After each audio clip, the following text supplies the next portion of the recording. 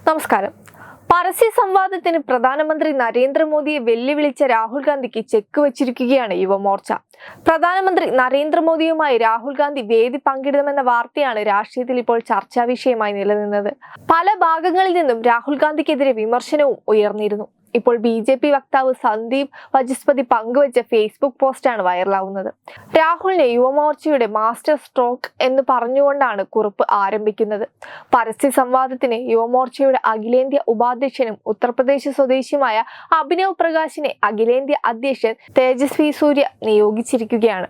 രാഹുലിന്റെ കുടുംബ സീറ്റായ റായ്ബറേലിയിലെ 30% വരുന്ന പട്ടികജാതി വിഭാഗമായ പാസി സമുദായാംഗം കൂടിയാണ് JNU മുൻ വിദ്യാർത്ഥിയും ദില്ലി സർവകലാശാലയിലെ സാമ്പത്തിക ശാസ്ത്രം അസിസ്റ്റന്റ് പ്രൊഫസറും കൂടിയായ അഭിനവ്.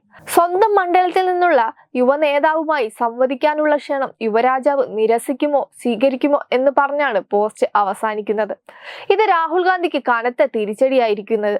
കാരണം പ്രധാനമന്ത്രിക്കൊപ്പം വേദി പങ്കിടാമെന്ന് രാഹുൽ ഗാന്ധിയുടെ വ്യാമോഹത്തിനാണ് ഇപ്പോൾ കനത്ത തിരിച്ചടി കിട്ടിയിരിക്കുന്നത്. പരിപാടിയിൽ പങ്കെടുക്കാമെന്ന് രാഹുൽ ഗാന്ധി സമ്മതിച്ചും പോയി. ഇനി എന്താവോ എന്തോ.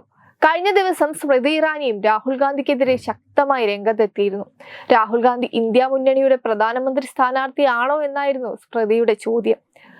മോദിയെ പോലുള്ള ഒരാളുമായി സംവാദം നടത്താൻ രാഹുൽ ഗാന്ധിക്ക് സാധിക്കുമോ എന്നും അവർ ചോദിച്ചിരുന്നു.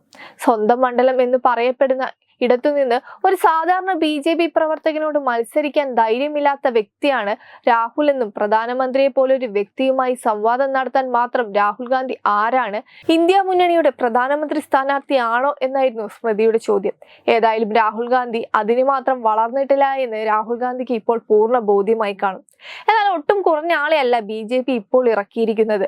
അഭിനവ് പ്രകാശിനെ പോലെ ഒരാളിന്റെ കൂടെ